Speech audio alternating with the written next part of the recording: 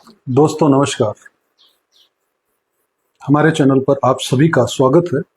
दोस्तों, जैसा कि आप जानते हैं, पहलगाम में निर्दोष भारतीय नागरिकों पर धर्म पूछकर जो है गोलियां चलाई गई, जिसके अंदर 28 लोगों की जान गई। जब उन महिलाओं ने ये बात कही कि हमें भी गोली मार दो, जो टूरिस्ट मेल्स के साथ आई हुई थी, अपने पति के साथ आई थी, तो उन्होंने उन्हें गोली मारने से इनकार कर दिया उन आतंकियों ने, और उन्हें कहा कि जाकर मोदी को बताओ। भारत ने कड़ा एक्शन लेते हुए 5 जो है रिस्ट्रिक्शंस पाकिस्तान पर लगाई। पहले कहा गया कि टीआरएफ नामक जो है लोकल संगठन है, उसने जो है यह हमला करवाया, लेकिन कुछ दिनों बाद टीआरएफ ने भी जो है वो मना कर दिया कि हमने यह हमला नहीं करवाया। फिर जो है लश्कर तोयबा का नाम सामने आया, और लश्कर तोयबा के ये आतंकी जो हैं वो आज तक फरार हैं, गिरफ्तार नहीं कर पाए हैं। ये भारतीय सेना के लिए या कहें भारतीय इंटेलिजेंस के लिए एक कहीं ना कहीं दुख की बात भी है कि ये आतंकी जो हैं वो अभी तक पकड़े नहीं गए, मारे नहीं गए।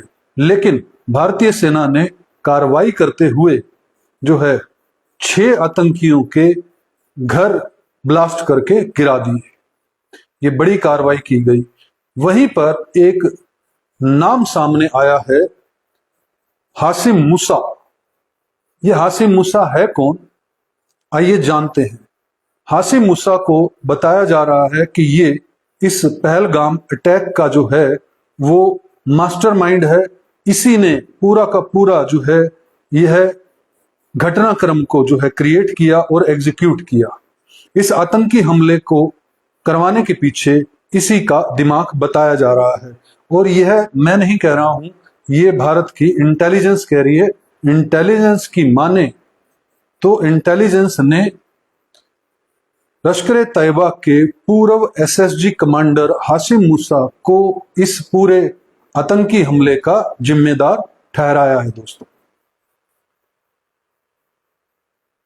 और हासिम मूसा का यह पहला अटैक नहीं है। हासिम मूसा ने 2024 के अंदर भी एक हमला घाटी के अंदर करवाया था, जिसके अंदर कई मजदूर मारे गए थे और एक डॉक्टर ने अपनी जान गंवा दी थी। हासिम मूसा का ट्रैक रिकॉर्ड यही नहीं खत्म होता।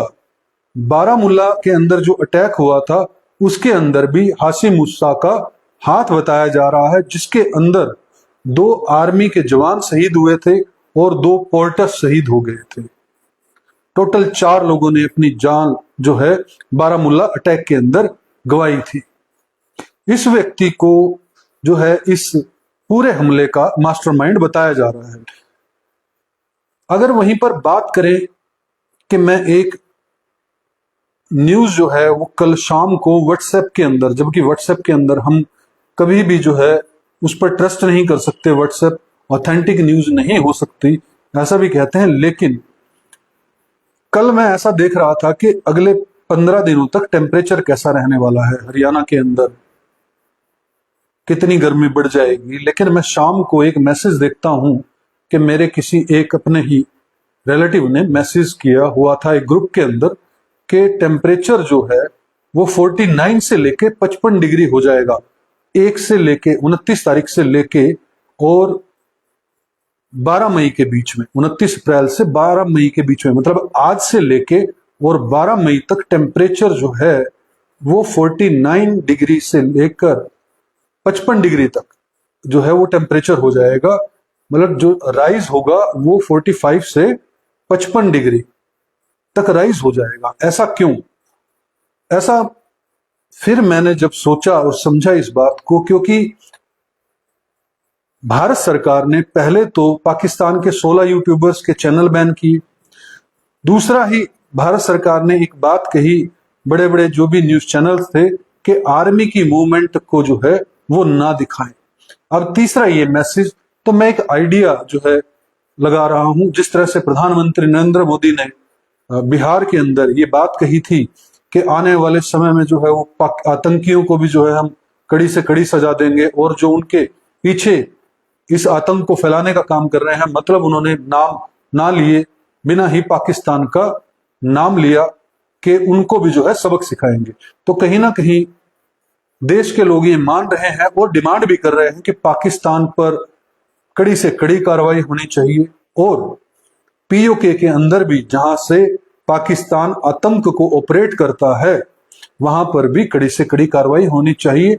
जब इन सारी कड़ियों को मैं जोड़कर देखता हूं तो मुझे ऐसा लगता है कि कोई बड़ा हमला जो है वो भारत सरकार पीओके पर या पाकिस्तान पर करने जा रही है 29 अप्रैल आज से 12 मई के बीच बीच में। देखिए ऐसा होगा या नहीं ये तो आने वाला समय बताएगा, लेकिन ये सारी कड़ियां एक दूसरे की तरफ इशारा इस तरह से ही कर रही हैं। दूसरी तरफ अगर हम बात करें तो कांग्रेस और नेता प्रतिपक्ष जो है राहुल गांधी और खड़गे ने प्रधानमंत्री मोदी को चिट्ठी लिखकर जो है एक सत्र बुलाने की मांग की है। अर्जेंट बेसिस पर लोकसभा के अंदर सत्र बुलाने की मांग की है। शायद विपक्ष जो है कहीं ना कहीं बात करना चाहता है, कोई प्रस्ताव पारित करना चाहता है कि विशेष सत्र बुलाया जाए जिसके अंदर पाकिस्तान या पीओके पर जो है कोई ऑर्डर पास करके पूरे के पूरे संसद जो है वो ऑर्डर पास करे और कार्रवाई करे। यह हो सकता है मोदी सरकार की स्ट्रेटजी का हिस्सा हो सकता है कि कांग्रेस से पत्र लिखवाए, लेटर लिखवाए और फिर विशेष सत्र बुलाए और उसके अंदर कोई ऑर्डिनेंस पास करे और फिर अटैक करे पीओके पर या पाकिस्तान पर। ऐसा हो सकता है, लेकिन फिलहाल जो है कांग्रेस ने और बाकी सभी दलों ने इस बात का समर्थन किया है कि विशेष सत्र तो संसद के अंदर बुलाना ही चाहिए सरकार को, ताकि इस पहलगाम अटैक पर चर्चा की जा सके और कोई निष्कर्ष निकाला जा सके और एक्शन लिया जा सके। दोस्तों मैं आपको बता दूं, भारत देश के अंदर पाकिस्तानी जो है मध्य प्रदेश के अंदर भी जो है लगभग लॉन्ग टर्म वीजा वाले एमपी के अंदर 8,486 पाकिस्तानी इस वक्त रुके हुए हैं। गुजरात के अंदर भी 445 पाकिस्तानी रजिस्टर्ड है। वहीं अगर हम बात करें रोहिंग्या मुसलमानों की, बांग्लादेश से आए मुसलमान जो हैं, जो कि इस देश के लिए बहुत बड़ा सिरदर्द बन चुके हैं और कहीं ना कहीं पाकिस्तान का नाम ही उनके पीछे आता है कि पाकिस्तान चीन मिलकर जो है उनको ट्रेन कर रहा है और फिर समुद्र के रास्ते जो है, नदियों के रास्ते जो है उनको भारत के अंदर बंगाल से ममता दीदी की सरकार जो है वो एंटर करवाती है और वहां से एंटर करवा के उन्हें अलग अलग राज्यों के अंदर भारत के भेज दिया जाता है। हरियाणा के अंदर एक वीडियो वायरल हुआ था जिसके अंदर जब रिपोर्टर उनसे पूछता है तो उनको हिंदी नहीं आती, बांग्लादेशी आती है, लेकिन वो हरियाणा के नूह के अंदर रह रहे हैं परिवार और सैकड़ों परिवार है। इस पर कहीं ना कहीं सरकारों ने भी जो है, खासतौर पर भारतीय जनता पार्टी की जहां जहां सरकार है, उन्होंने स्ट्रिक्ट एक्शन लिए हैं। गुजरात के अंदर 1700 से अधिक जो है बांग्लादेशी मुसलमानों को जो है गिरफ्तार कर लिया गया है। अगर हम बात करें कि दिल्ली के अंदर भी जो है रजिस्टर्ड जो हैं 22,500 बांग्लादेशी इस वक्त रह रहे हैं, रजिस्टर्ड हैं जो कि और भारत में रह रहे हैं। वहीं अगर दिल्ली के अंदर आईबी ने 5,000 पाकिस्तानी नागरिकों की जो सूची है वो पुलिस को दे दी है। दिल्ली के अंदर भी 5,000 के आसपास जो है वो नागरिक रह रहे हैं। हरियाणा ने भी एक्शन लेते हुए जो है पाकिस्तानियों को पकड़ कर जो है वो हरियाणा से पाकिस्तान भेजने की प्रक्रिया को तेज कर दिया है। और मैं ये बात बिल्कुल साफ तौर पर कहूंगा कि जहां पर भारतीय जनता पार्टी की सरकार है वहां पर लगातार जो है वो पाकिस्तानी नागरिकों को जो है भेजा जा रहा है। रोहिंग्या मुसलमानों को जो है, बांग्लादेशी मुसलमानों को जो है आइडेंटिफाई किया जा रहा है और उनको जो है हिरासत में लेने की प्रक्रिया जो है वो शुरू हो चुकी है। दोस्तों पहलगाम अटैक होने के बाद ये तो बिल्कुल साफ है कि भारत कोई ना कोई बड़ा एक्शन लेने जा रहा है। और अगर भारत कोई बड़ा एक्शन नहीं लेता है तो मोदी सरकार की दोगलापन जो है वो बिल्कुल सामने आ जाएगा कि वो जो बात विपक्ष कहता है, जो बात अधिक से ज्यादा लोग जो है मोदी के बारे में कहते हैं कि इसको हिंदुओं से कोई लेना देना नहीं है, इन्हें सिर्फ और सिर्फ राजनीति करनी है, वो ये बात सामने आ जाएगी।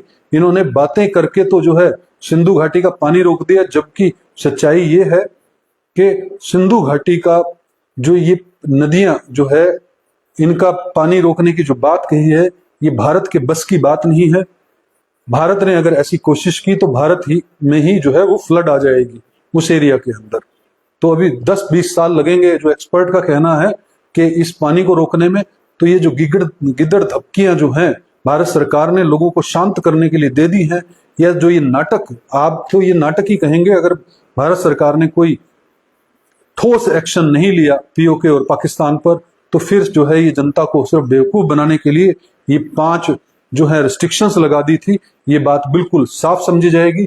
आने वाला समय बताएगा कि भारत जो है वो क्या एक्शन लेता है। दोस्तों, वीडियो को लाइक और शेयर जरूर कीजिएगा और चैनल को सब्सक्राइब कीजिएगा। जय हिंद, जय भारत।